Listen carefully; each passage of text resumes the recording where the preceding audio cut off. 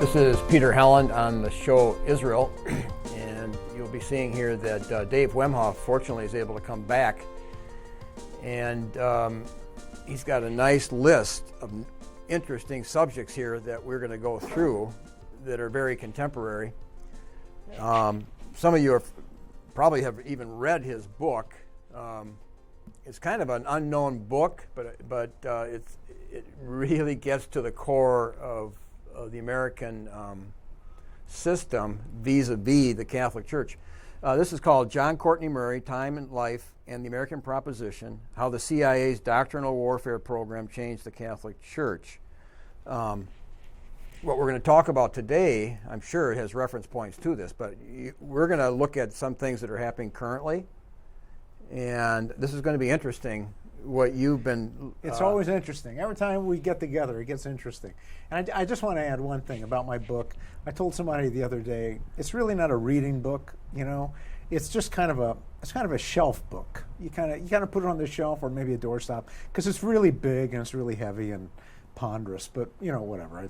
I just wanted to throw that in a little bit of levity here as we begin. Yep. It means humor. But for today, can you just kind of go through what because I'm going to follow along with what you have here. Well, September's been a busy month, and we're doing this in the last day of September of 2017. And on Sunday night, there were a number of people at the NFL games who took a knee during the national anthem. Mm-hmm. Is that right? Yeah, and the Packers played the Bears Thursday night, and that was a big thing because I'm from Wisconsin. So the Packers have got real meaning for you. Right, and I was in Wisconsin yesterday, so... Did you go to the game? No, but I was there. I was there the day after the game, and there was a lot of talk. What happened at the game on Thursday night? I think Aaron Rodgers gave the call for everybody to hold arms. I think the fans. I don't think the fans necessarily did, but the Packers, and he's trying to bring about peace and unity in a country that's getting a little unstable in some people's minds, and I think that's what you're going to address. Is the nature of this instability. Well, I don't know, but so did they take a knee on Thursday night? I don't think they did. No. Okay, but they did on Sunday night, right? The week before. The week before. The Steelers didn't even come out. Oh, is that right? I didn't. Yeah, they didn't even come out. One guy did come out who was a war veteran. Okay. And you are a war veteran, but then he retracted it. He went back in. He felt bad after he did it. Oh, so all of a sudden, his jersey is selling like wild. It's like everybody's buying his jersey, and then they find out he regretted his decision. So it's like, could they take the jersey back? You think and get their money back? Probably, but maybe that's another issue. But once you clean it, yeah, right. But I think that what we were talking about, there were a number of people who started taking the knee. A lot of players started taking the knee during the national anthem, right? Mm-hmm. Mm-hmm. Is that right? Yeah. And it started with this guy, Colin Kaepernick. Kaepernick, he's from Wisconsin. From Wisconsin. So did you know him? No. I'm a lot older than him. So, but he, his mom, I think, was white, and she got pregnant by a black fella, and then I think she put him up for adoption, and so the family that raised him, he ended up from that raising becoming a great, professional football player. Well, he started taking a knee. Why? That was about a year ago. Why did he do that? Well, I think a couple of reasons. He's from Wisconsin. Wisconsin's really hot on these issues. I mean, they're real sensitive. Well, what were the issues? I think that basically that he feels that the black race is being mistreated. I think that's the idea, and he's trying to identify with the black race. He's in a position that he feels he could help. Okay. So he took the risk of trying to identifying with his race. I mean, he's half white and half black. So a lot of people think, he's kind of a good guy to do that. I mean, he's trying to be sensitive to some problems. So there were problems, there's injustice in the system, and that's why he took a knee. Racial injustice against black people, right? I think there's, I'm sure if you talk to him, he could broaden it out, but that is what's understood. That's a big deal. So he's saying that there's racial injustice in the American system, And the American system is based on certain principles, right? So are we saying then that these principles are faulty? Well, I think you're right. I think the word is systemic. Systemic issues. So there's systemic issues. Systemic in the American system. racism in the system itself. I think that's part of it. So this system that was supposed to be good has actually turned out to be bad? Is that what he's saying when he does that? I don't know if he's saying that originally, that it was, but it's turned out to be that way right now. So the racism is part of the system. But in the beginning, the American system recognized slavery as legally protected. That was part of the compromise. People in the North, some of the people in the North were against it, but in order for them to achieve the Union, cohesion, they had to allow that, and then they had the 3/5. The African American got 3/5 vote. And that was enshrined in the Constitution of the United States until war had to be fought, and then that was finally knocked out. But that was enshrined in the Constitution of the United States, the fundamental law of the land. And so when Colin, you say Kaepernick? I call it Kaepernick. Kaepernick. Okay, so when Kaepernick takes the knee, he's saying there's this systemic racism, which I think then, couldn't you trace that back to the founding of the country? Well, I think if you're going to go to the root, this is where it goes, because there's still, the slavery issue has not been fully resolved. I mean, people are upset about issues pertaining to slavery, even though it's gone. And the war did not resolve everything. The Civil War you're talking about? Yeah, obviously the war shoved things under the carpet, so to speak. Probably. Well, you thought the Civil War, we were talking a little bit earlier, you thought the Civil War had a bigger impact than shoving things under the carpet. It kind of destroyed the state's ability to remain more independent. I think it was the beginning of the nation state. Where like Robert E. Lee said, I'm a Virginian, I got to fight for Virginia. And back then, people probably didn't even travel more than 50 miles from where they were born. I don't think that was unusual. So they identified completely, not even just to their state, but to a particular part of the state. That was their life. With Lincoln winning the war, you're moving toward a nation state, and now that local person is being directly affected by Washington, D.C. More so. Yeah. So than before. Much more so. But there had been a period of time leading up to the Civil War where the principles laid out in the United States Constitution, in particular the First Amendment, were applied by the states in the states to the states.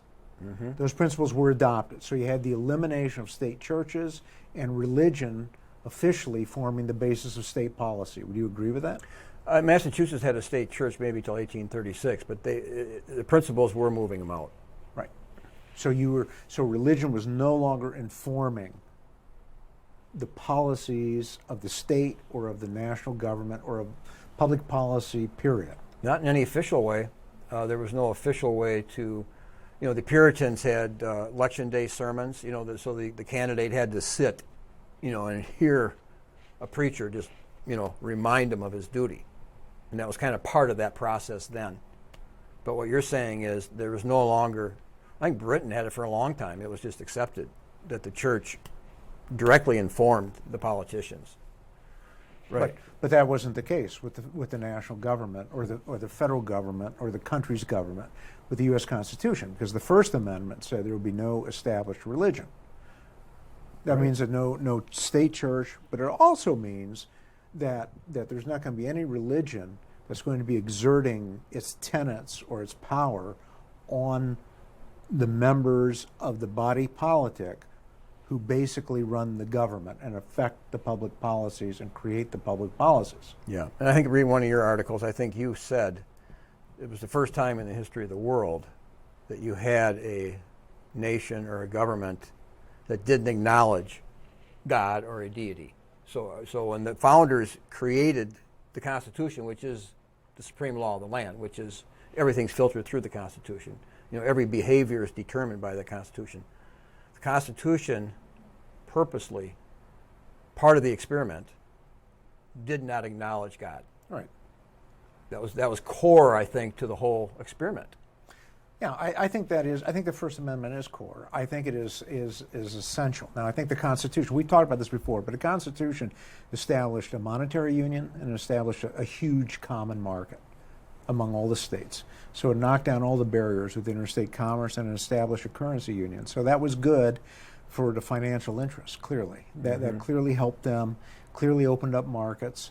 And it clearly took away economic power from the states. They were interested in, they were, that was helping the financial interest, but they didn't do much to meet the needs of the spiritual interest. Well, this was a whole new political economy that was formed with the U.S. Constitution. And it was one that was based on the individual, the primacy of the individual. It was the manifestation, I think, of the Enlightenment in many ways, through a liberal, capital L, a liberal system of social organization. I hate to ask No, this, go ahead. But what was the history behind this change, this need or want to emphasize the individual above the community? Well, this was the very essence of the American experiment. This was Thomas Paine. This is what they were all thinking about. And this came from the Enlightenment. So this is at the core of the Enlightenment itself. This is the core of the Enlightenment. This is how it all kind of manifested itself, and it elevated the individual as primary. And so that does create a certain political economy. And so you have to give people religious liberty to do whatever they want to do. That strips all the religions of all their power, but it also keeps the power of the religions from truly informing public policy. They can tag along and approve whatever somebody says in the secular world, but you cannot act out of your own religious beliefs. Now, that's a very important topic, because in September of 2017, we had two very notable instances where this came to the fore. This whole issue of should we have our laws informed by the law of God? Should we act in accordance with our religious beliefs in public policy or not? And this is where we saw it in America in September 2017. A couple big things happened. Roy Moore ran for U.S. Senate, the Republican ticket, and he won. No, that was Jeff Sessions, who because Donald Trump appointed him the Attorney General. Right. So you kind of wonder what was somebody seeing the big picture of this, because he puts him as Attorney General, and there was debate on that even to today. There's people that don't like Jeff Sessions there. So then that opened up a race. Did they even know at this time who was going to be running in that race? Did they know Roy Moore was going to be running? I don't think so. I just wonder if anybody saw. He announced his candidacy, I think, in April of this year for that position. And Roy Moore has got a very interesting past. I mean, you can look it up online and find it. But basically, he's a lawyer. He served in Vietnam. He's a veteran. He's a lawyer. He was controversial in a lot of ways. He was sanctioned by the Alabama bar. There were at least a couple of proceedings that were brought against him with the Alabama bar. He became a state court judge. Then he became Chief Justice of the Alabama Supreme Court. And I just want to refer, when he became the Chief Justice of the Supreme Court, he said in 2001, he said that he has to uphold the Constitution of Alabama. And he says that is, quote, that the state establish justice by involving the favor and guidance of Almighty God. And then he said the connection between God and our law could not be more clear, end of quote. Okay, this is not the American ideology that formed the basis of American society at a national level, which trickled down. The superior always comes to control the subordinate. The public always comes to inform the private. That's just the way it is. Okay, so that's basic sociology. So what you have is this guy saying the connection between God and our law cannot be more clear. He's saying that there's a connection between God and law. Now, he's got a corrupt form of Christianity. He holds to what I call the Bible God, which means you can read anything you want, into God. But it's a Bible God. There's a book, and you kind of know what God liked and what he didn't like. Okay, so that's kind of what he's basing it on. But he's saying he's a Southerner. He's a typical Southerner, and in many ways, apparently, and that's how a lot of people. In some ways, I suppose some people would agree with that. But what he's saying that there is a connection between God's law and human law. there has to be a connection there. We have to order our lives, our public policies in accordance with some deity, some vision of the deity. We have to order our lives. That's what he is saying, okay? Mm-hmm. That's what he's saying. Now, that's very fundamental. So he got into a lot of trouble with that. That was the whole issue. I wrote down some notes. That's the whole issue of the Ten Commandments that he posted in the Supreme Court building in Alabama. And then he got...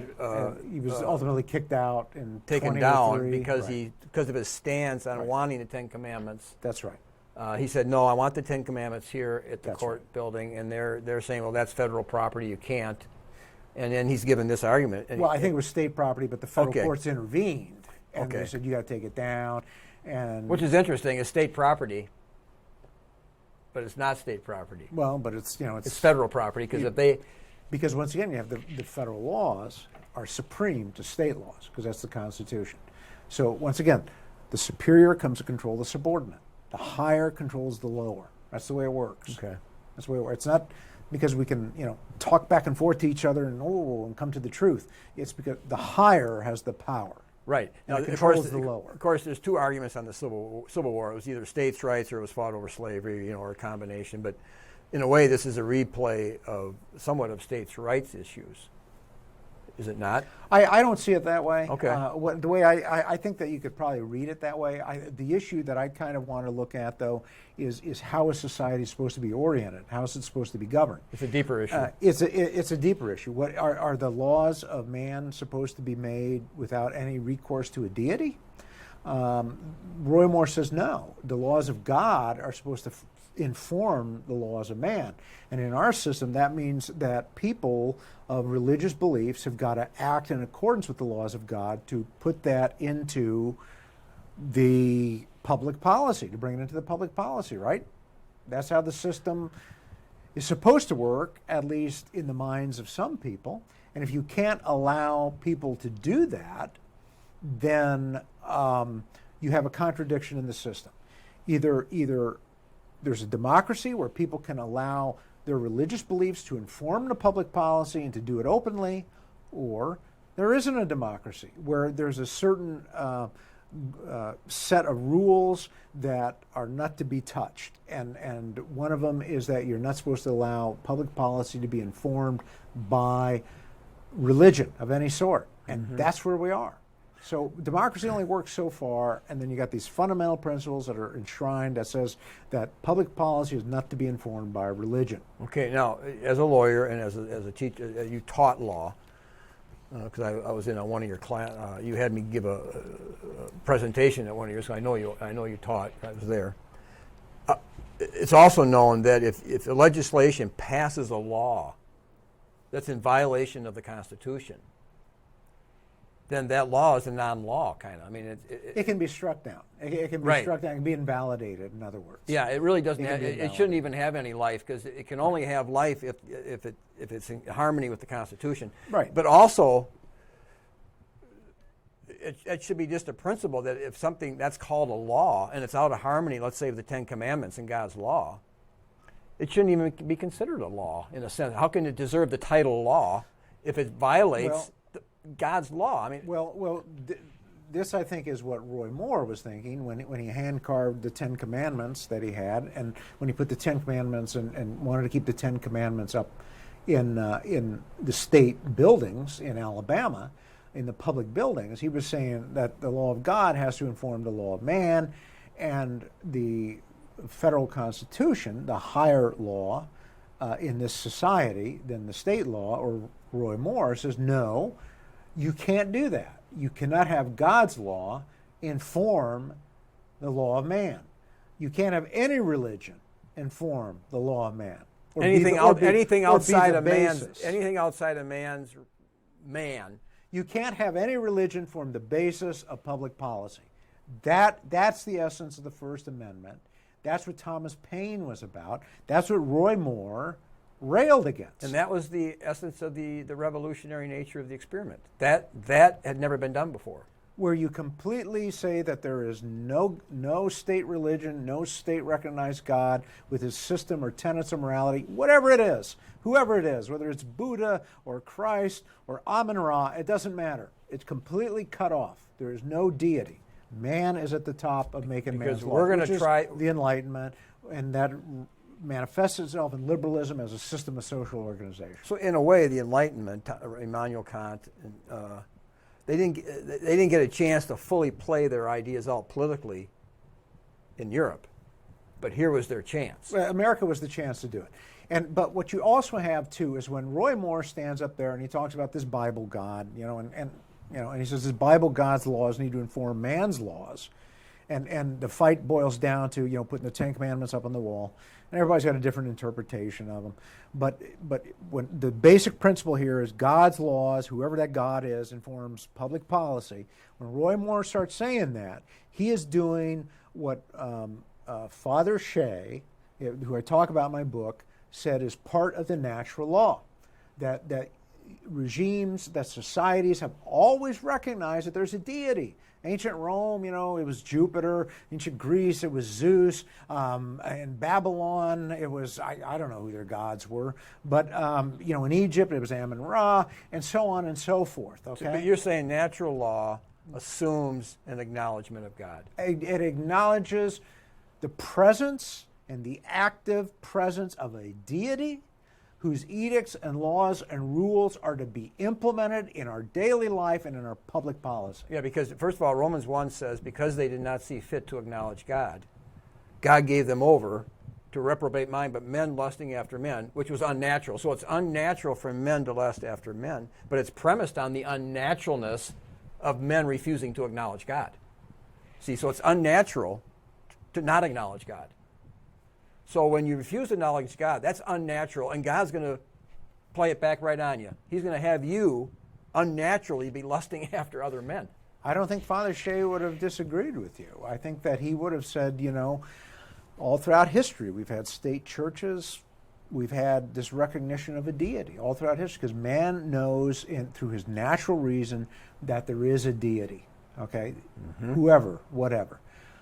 But I don't think Father Shea would disagree with you. So this is what you got. You got with Roy Moore, you've got this rising sense, of the natural law trying to come to the fore.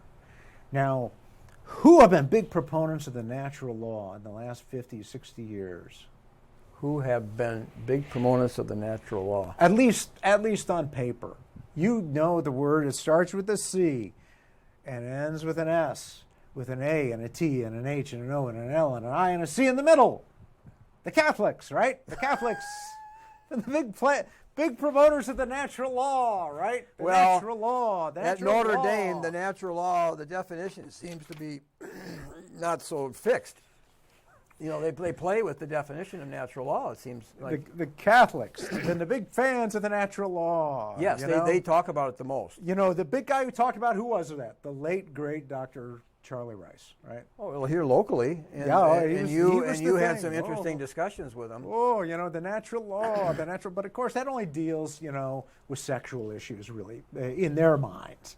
But it actually is bigger than that. Okay, yeah, it's bigger than sexual issues. It's about man's relation to others and the societal organization and to a deity as best as he can understand the deity. I hate to interrupt, but isn't it kind of unfair or abusive or something wrong to use the term natural law and not have a clear definition when you bring the term up? I mean, it's like you bring up a term and then you don't, because there's confusion on the term, and then you're going to use the term without making sure it's been clarified so that people know what you mean.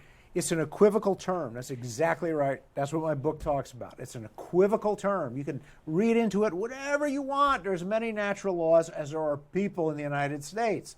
You can make it whatever you want to make it.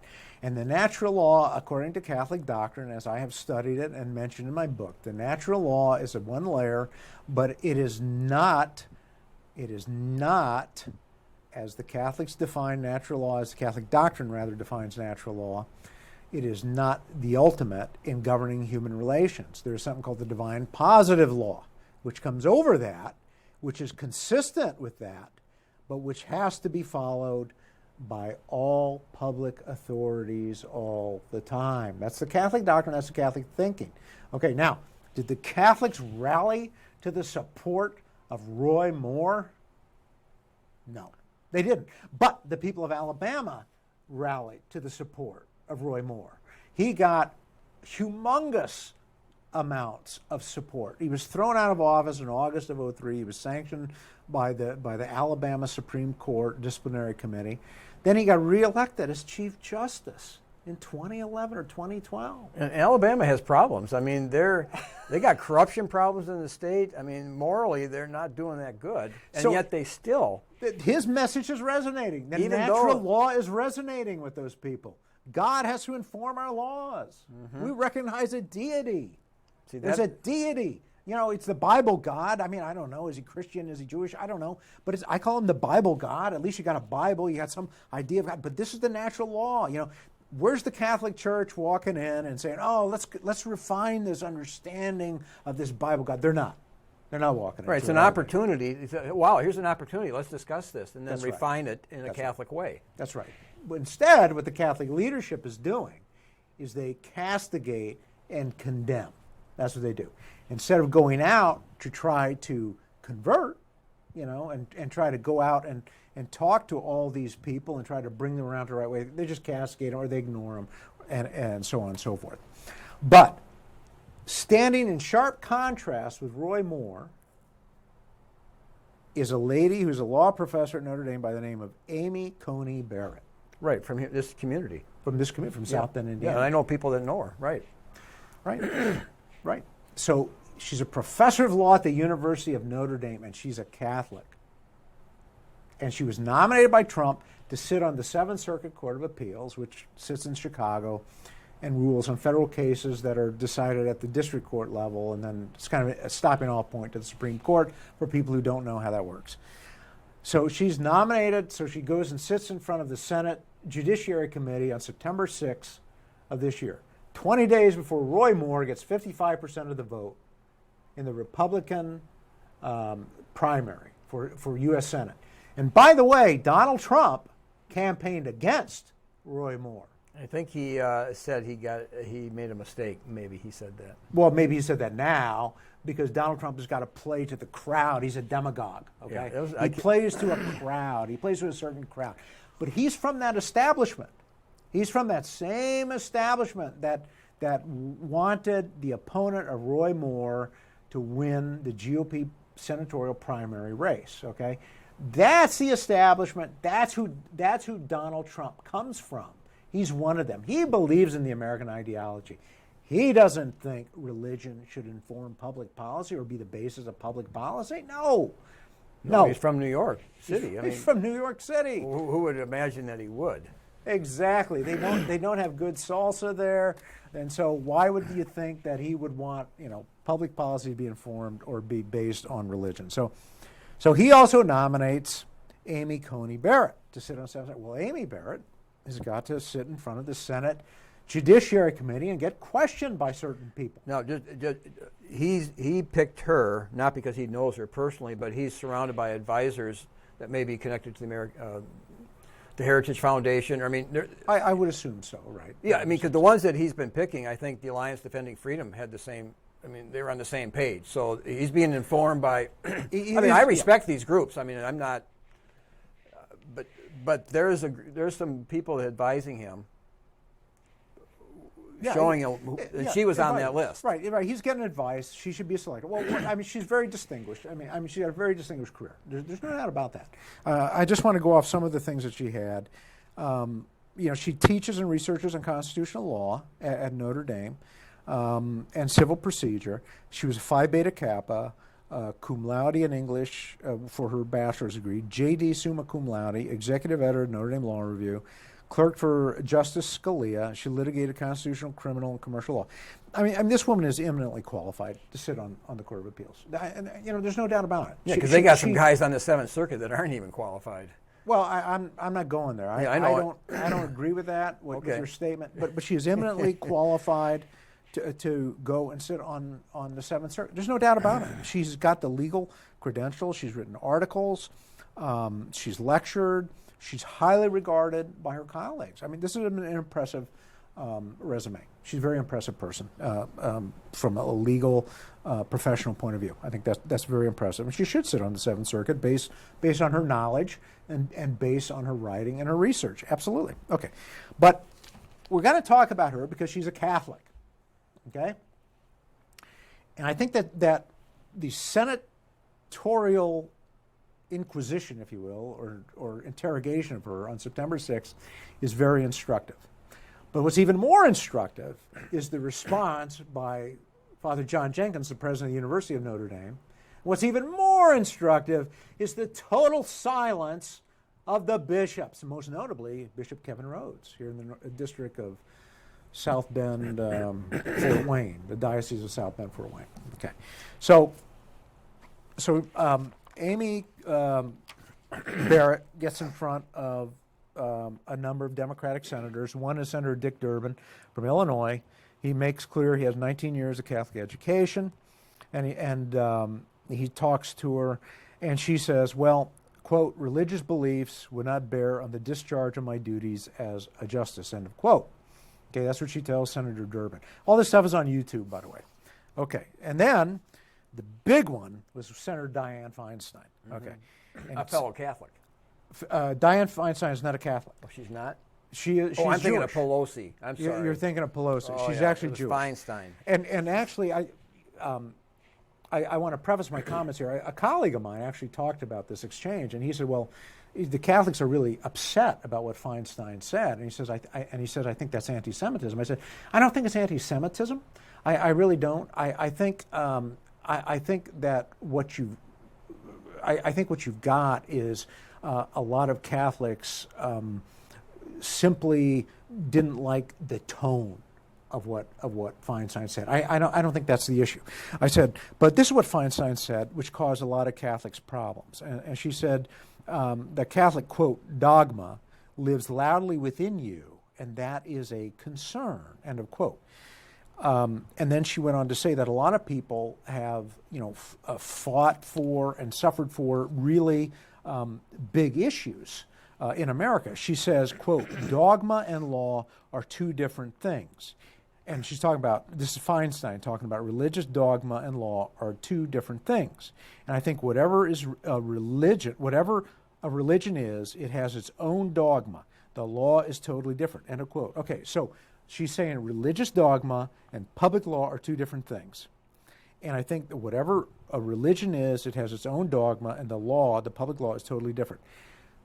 Senator Feinstein correctly established the American system of social organization. That is absolutely correct. Mm-hmm. That is what America is based on. That's what the states have come to accept. She's totally correct in that. Mm-hmm. I have absolutely no disagreement with Senator Feinstein. The Catholics got all upset because of her tone. You have no disagreement that that's the nature of the case. That is the nature of the case. That's how it's organized. Yeah. But the Catholics got upset with her tone because she said, dogma lives loudly within you, and that's a concern. So, of course, the Catholic press, which is shameful at the least, to call them shameful is an understatement, completely misses the point. And I think in many ways it could, either because they're stupid or it's purposeful or a combination. But they focus and say, oh, this is an example of anti-Catholic rhetoric. That's not the issue. The issue is what Senator Feinstein said, that dogma and law are two different things, that the dogma of a religion is different from the law. So the law is based on something different from the dogma of a religion. And this is something with which Amy Barrett, a professor of law at the University of Notre Dame School of Law, agreed with. And Amy Barrett said... That was actually the case. That's how America's run. That is how America's run. Because Amy Barrett's response to Senator Feinstein was this, quote, she said, quote, I will follow all Supreme Court precedent without fail, end of quote, if confirmed. So that includes Roe versus Wade, okay? She also said, quote, I would commit, if confirmed, to follow unflinchingly all Supreme Court precedent, end of quote. So that includes Roe, includes all this stuff regarding prayer in school and contraception and gay marriage and all that stuff. Well, take an extreme case. I mean, let's say she's a good Catholic, and here's something that good Catholics really hold dearly, and then here's something in our system, in our law, which militates completely against that. She will side against the Catholics at a very important point. Is that what we're suggesting? She is agreeing with Senator Feinstein that she is going to follow the law, which is not to be informed by religious dogma. Or by religious principles, not to be based on religious principle. I'm using the word informed, which means to be based on, not to be considered, but to be based on.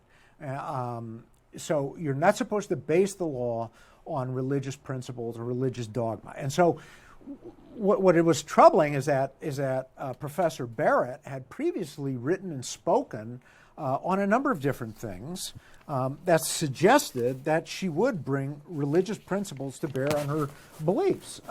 For instance, she co-wrote an article with John Garvey, this is according to the Huffington Post, entitled, quote, "Catholic Judges in Capital Cases," end of quote.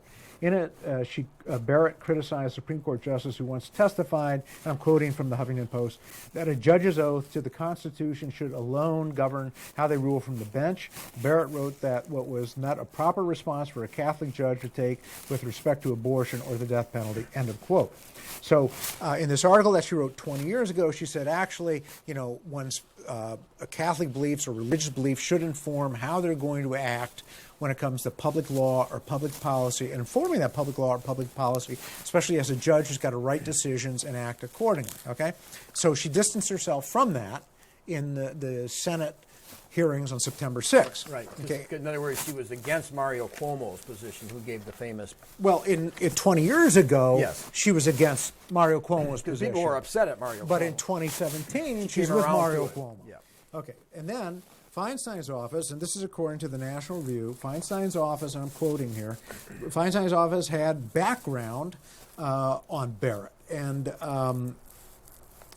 Barrett apparently said to the 2006 Notre Dame Law School graduating class, your legal career is but a means to an end, and that end is building the kingdom of God.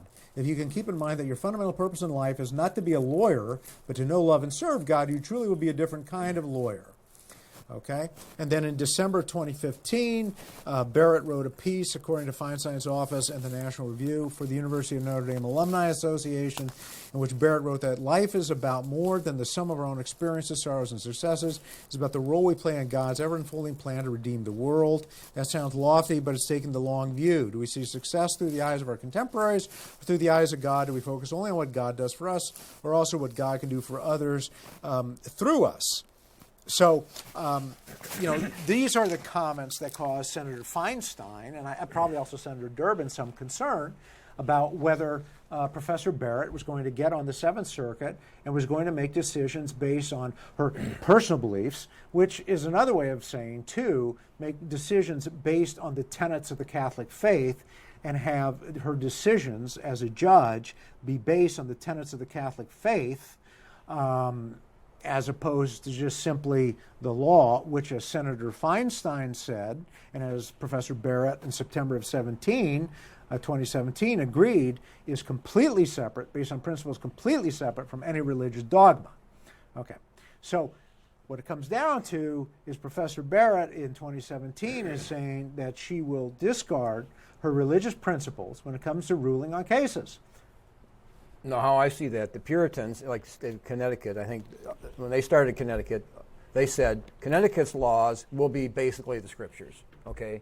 We don't need to write anything. Our laws will be the scriptures. And that was kind of a feeling that the Puritans had, is that all law has to absolutely be in conformity to the Word of God. That's the natural law that Father Shea wrote about in the 1940s and 50s as he opposed John Courtney Murray. That is the emergence of the natural law. Now, it's a corrupt form of Christianity if you're a Catholic and you look at what the Puritans, or if you adhere to Catholic doctrine. But let's say you're trying to look at what, different. But if you can identify with their intent. But the intent is the same. The idea is man recognizes there's a supreme being or beings, and that what he does in public policy is important as part of who he or she is, if we're going to be gender neutral here. And it's part of who they are, and it's important that they reflect the ideas, the desires, the wants, the laws of the deities and their public law and their public principles. This is an idea of natural law. This is something Father Shea saw and he wrote about in the 40s and 50s. This is what every society did into America. And then America severed that link. Well, in 1776, they completely rejected that thinking of their Puritan forefathers. And they said, no, we're going to try something else. We're going to say that no law can be passed if it had any reference to the Scripture. I mean, it's just like completely 180 degrees.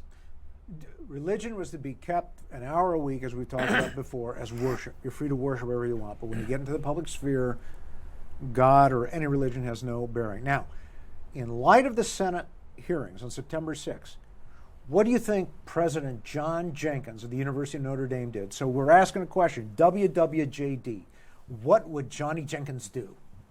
I guess it's WWJD. Okay. Well, but we already WWJD, know. What would Jenkins do? He would write a letter. He would write a letter. Exactly. He wrote a letter. That's right. He wrote a letter. And it got posted on the Notre Dame website and went to Senator Feinstein. We don't like your tone, Senator. The dogma lives within me, too, he said. Right? Okay? Dogma lives within me, too. But what else did he say? Well, he appeared, I mean, from some people's perspective, he appeared to be defending the Catholic faith. Appeared. Because all the Catholics were upset. You go on to social media, and all these Catholics are upset. Oh, Senator Feinstein is anti-Catholic. This is horrible. You know, and they're all upset. And somebody says, we got to stand up to this anti-Catholic bigotry. And so, so Johnny Jenkins rose to the occasion, right? And I'm all right, Spartacus. And he rose to the occasion, and he wrote a letter. Trying to defend one of his, parishioners, so to speak. I mean... No, I don't think he was doing that. I think he was... No, but in she a way, went to... he was reiterating what one of his faculty said. This is Notre Dame community, and he's playing a very sophisticated game, is what he's doing. Playing a very sophisticated game, and he's saying Catholics can still sit at the table in America, and so all these really religious and traditional Catholics, all these upset Catholics saw his letter and said, "Oh, good for Father Jenkins. He's saying Catholics can be Catholics, but is he?" This is what he said. He said, basically, Senator Feinstein, I disagree with your statement that dogma lives loudly in Barrett and is a concern because. He said, John Jenkins, dogma lives loudly within me too. Okay, these are just words that are empty, all right, for the most part. But people think he's standing up, for the Catholic faith. And they're empty because what he then said was, quote, in his letter, Professor Barrett has made it clear that she would follow unflinchingly all legal precedent, and in rare cases in which her conscience would not allow her to do so, she would recuse herself, end of quote. So what he's saying is Father Jenkins, president of the University of Notre Dame, preeminent Catholic university in the world, says, don't worry, Senator Feinstein. Professor Barrett is a team player. She's not going to bring her Catholic faith to the bench. She's checking it at the door. So now Professor Barrett can move up in the system and become a circuit court judge.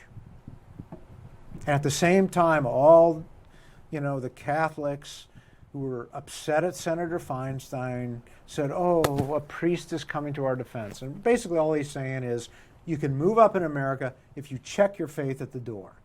Or recuse yourself, is what he said. That's right. That's right. In other words, if she's dealing with a case that might involve her imposing her Catholic beliefs. That's right. Over against the Constitution or the Supreme Court. That's right. Then she said, well, I'm going to recuse myself because... Sure. I don't want, but in a sense, it's a way of saving her faith. But you're saying it's not really. Saving her faith?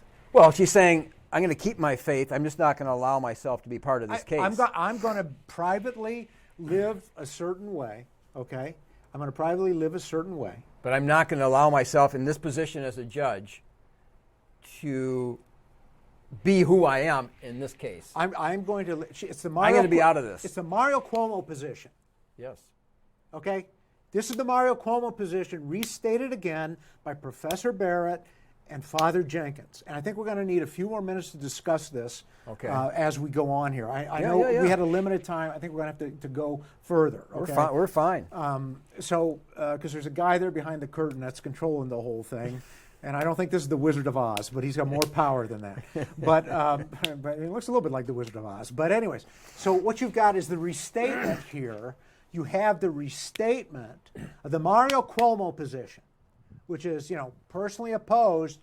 Publicly, you got to allow it. I think Mario Cuomo gave that. I was there for that. That was back. That was 1984. Yes, I was there for that here, and that was a big deal. People were really upset.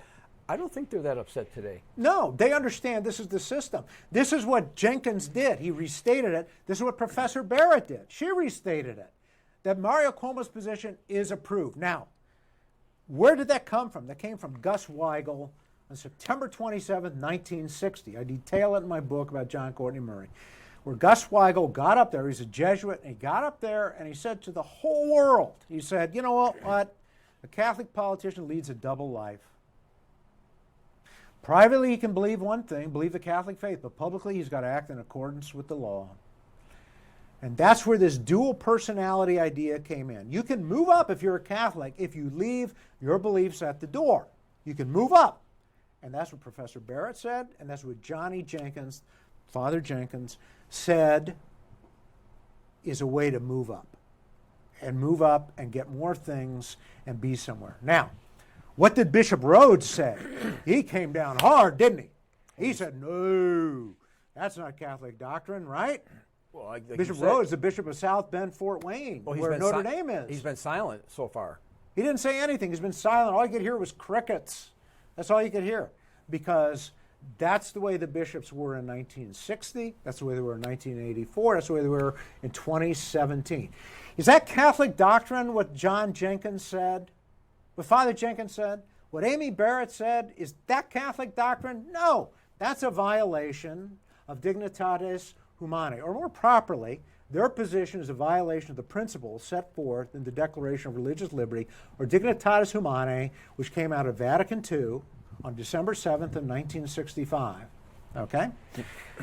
Why am I saying that? Because Dignitatis Humanae restated in certain ways traditional, or I should say restated, Catholic doctrine. I'm not going to use traditional or conservative or liberal. There's Catholic doctrine and then there's heresy. So it restated Catholic doctrine. Well, how did it restate it? Okay. And in essence, what Catholic doctrine is if you hold to the Catholic faith, you have to live it in all aspects of your life. You have to be consistent, private and public. So if you're a Catholic legislator, you got to legislate for laws based on Catholic dogma, as Senator Feinstein would say, or on the Catholic faith, because it is Catholic doctrine that every society has an obligation to base its public laws and policies on the divine positive law of Jesus Christ, as well as the natural law. But the two are not inconsistent. Okay? So as a Catholic legislator, under whatever system, whether it's a democratic system or an authoritarian system, you have got to bring the Catholic doctrine to bear on your public life, on making the laws, whether they are judicial decisions or the legislative acts or executive orders, whatever the case may be. That's what you've got to do. Where is that in Dignitatis Humanae? Okay. Well, Dignitatis Humanae, it's in Section 3, Clause 3. It says, the conscience, that it is through the conscience that one, quote, sees and recognizes the demands of the divine law, end of quote, and follows it, quote, in all his or her activity, end of quote, okay? And follows it in all his activity, okay? All his activity, not some, not public, not private, in all his activity. That's Section 3, Clause 3, Dignitatis Humanae, okay? Which you have in chapter 118 in your book. Of my book. I explained that, which is one of the big issues that led up to Vatican II, was is American liberalism acceptable as opposed to continental or European liberalism? And the church fathers, the council fathers, said no. Neither one of them are acceptable to Catholic doctrine. Okay, that's basically what Dignitatis Humanae said. Okay, now Section 10 of Dignitatis Humanae says that the Christian faith must be given by one, that the Christian faith, one must, quote, give it practical expression to every sphere of their lives. That's Section 10 of Dignitatis Humanae. So we got Section 3, Clause 3. Now we got Section 10. The Christian faith, one must, quote, give it practical expression to every sphere of one's life. To every sphere of one's life. Every sphere, to all his activity. You see a theme here? Well, yeah, I mean, how could it be any other way? If you say, I'm a Christian, and you could say I'm a corporal in the service. You know, you had to carry your. If you were an officer, you couldn't fraternize with the troops, right? There was no exception. You had to be who you were, and if you're a Christian, I mean, that's maybe a bad example, but you can't. I'm going to go to this party and act like one of the boys, and I'm going to cuss and play with the girls, because and then I'll go back being a Christian. No one accepts that. It gets better. On page 845 of my book, I also quote from Chapter 1, Section 3, Paragraph 1 of Dignitatis Humanae. Quote, the highest norm of human life is the divine law itself, eternal, objective, and universal, by which God orders, directs, and governs the whole world and the ways of the human community to a plan conceived in his wisdom and love, end of quote. So that part, which is Chapter 1, Section 3, Paragraph 1 of Dignitatis Humanae, says to the Catholic faithful, this is a doctrinal statement, it says to the Catholic faithful that the divine law, the divine positive law, is the highest norm of ordering activities of the human community. Okay? So that means that Catholics then have got to act in accordance with that. That means the Catholic faith has got to be implemented through their actions. That's the teaching. Now, a lot of people said, oh, but wait a minute. Oh, wait a minute. We got freedom. Freedom is a higher good. And that's what Dignitatis Humanae was about, and that's what some of John Courtney Murray and other people interpret it to mean, that freedom is a higher good than truth. But Dignitatis Humanae spoke to that, and it said in Section 11, Clause 1, that, quote, the higher rights of God must be respected, end of quotes. The higher rights of God. Higher rights of God. Yeah, he is the supremacy clause. He is the supremacy. That's well put. He is the supremacy clause. His religion is the supremacy clause, at least according to Catholic doctrine. Now, I'm not going to say Catholic teaching because there's many Catholic teachings, so there are people who call themselves Catholics now. I'm saying Catholic doctrine, which is objective. He is the supremacy clause. His doctrine is the supremacy clause. It reigns supreme. It reigns supreme. You can't overthrow it except at the danger of your soul. That's right. That's right. So this is Catholic doctrine, and as a Catholic, you are supposed to implement, Catholic doctrine. So I think that Catholics have got to, they say, witness. They got to be like Roy Moore. They got to, if Catholics are true to their doctrine, once again, this is an objective review of a situation. So what I'm saying is that if Catholics are true to their own doctrine, and if they understand and are true to their own doctrine, and their leadership is true to that doctrine, then Catholics have got to get into the legislature and on the bench, and they have got to rule for and against based on Catholic doctrine. I mean, you get the impression if they cannot recuse themselves, they cannot go along with precedents if these precedents violate Catholic doctrine. I think that is ultimately the ruling or holding of Dignitatis Humanae and the meaning of Catholic doctrine.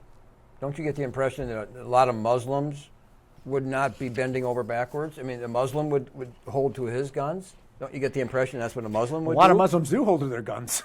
Right. That's why there's a war going on in different parts of the world. But they wouldn't surrender their faith in these decisions. I mean, you get the impression that the Muslims around the world. Well, you can't group people. I mean, you just can't group people. There are a lot of people who hold to their religion, and that is part of what the global war on terror involves, and World War IV is about. Really, that's what this is. That's what we're involved in.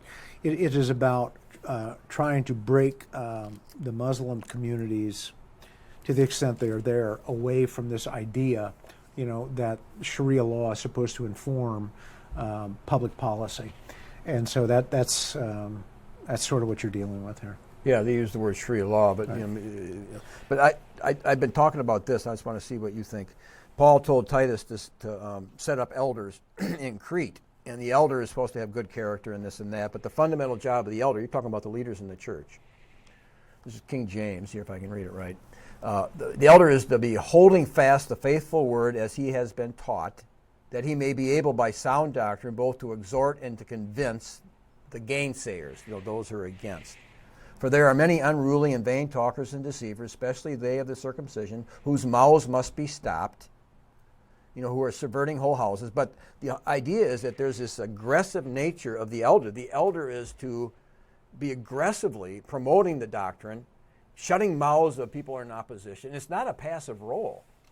I mean, you have to speak out. I don't think if you're saying here's the definition of a leader, he is an aggressive person. I mean, he doesn't have a choice to not. When somebody says something to the contrary to the teaching, and somebody in the flock could be seduced, he has to be aggressive. Well, I think leaders have got to be aggressive. They've got to follow the doctrine. I think, and what I've been talking about is a sociological view of current events. You can choose whatever you want, you can believe whatever you want, I suppose, but the reality is that there's a real sociological dynamic to what's going on. And when an organization is based on certain principles, then it has to act in accordance with those principles. And if the leadership will not follow those principles, then the organization ceases to be effective. The leadership can no longer really be taken seriously, and people are in danger of getting caught up or controlled or confused by a lot of other forces. What do you think? I refer to this book all the time, and I'm sure you've heard me, but I just want to see what your thought. Of course, this is John Fletcher, John Wesley's secondhand, the guy that was going to take his place. He wrote this book in 1775. American Patriotism, Farther Confronted with Reason, Scripture, and the Constitutions, Observations on the Dangerous Politics Taught by Mr. Evans and Dr. Price. In other words, he was saying the principles that the American patriots were fighting for were very dangerous. They're antithetical to Christianity at many important points. That's what he felt. That's what Wesley and Fletcher, those guys, some people say, well, they were serving the interests of the British Empire, but I don't think necessarily so. I think people knew there was some problems with these principles right from the get-go. Well, the principles, I think, did cause a lot of people concern. And you have to understand there's a lot of different layers of things going on at any one time. Roy Moore is an interesting guy. You can read, in reading his biography, you see he's a contentious individual. He's hard to get along with. You can tell that. Who's that lawyer who's famous from years ago, who might have argued for the Waco case? He had the spear, or he had the hat. I really don't. Oh, he's famous. I think he argued in David Koresh when they went to trial. But he had the cowboy hat. Oh, Spence, maybe. Spence, right? Yeah, Jerry Spence. Spence, but right. When he had the acceptance speech, Roy Moore, he had the cowboy hat on, and he's. Well, he's a character. He's definitely a character. You're also dealing with issues of class here, of social class, okay? And that is also something that isn't talked about much. But there are upper and lower classes in America. It's not a classless society. You can move up and down in America as you want. Any religion, any set of religious beliefs is going to hinder the power and the influence of the upper classes. It just will. It's just the way it is, because now you've got doctrine and rules of conduct based on that doctrine that are determined by people whose life and existence is not based on a worldly existence, but on an otherworldly view. And so they have a certain amount of independence. Okay? So what you're dealing with, Roy Moore is not the upper classes. Roy Moore is more middle, lower class. Mm-hmm. And in order to get in the upper classes, you have to leave your Catholic faith at the door to move up, either in business or in industry. And that's just a sociological reality. But you're dealing with the leadership of the Catholic Church, the bishops and the priests, who are simply not following their own doctrine. And that to anybody, whatever your religion is, should be disconcerting. So I think we're near the end of our time. Okay. We're going to wrap this up. Dave, I'm glad you'll get back here. Yeah, thank you. This is the show Israel, and hopefully you can come back on. These things are kind of, they're happening one after another, and it's not the end of it with Roy Moore getting elected. I don't know the effect he will have on the Senate, but it's going to be interesting to see. Yeah, it will be. Okay. Peter Helen on the show Israel.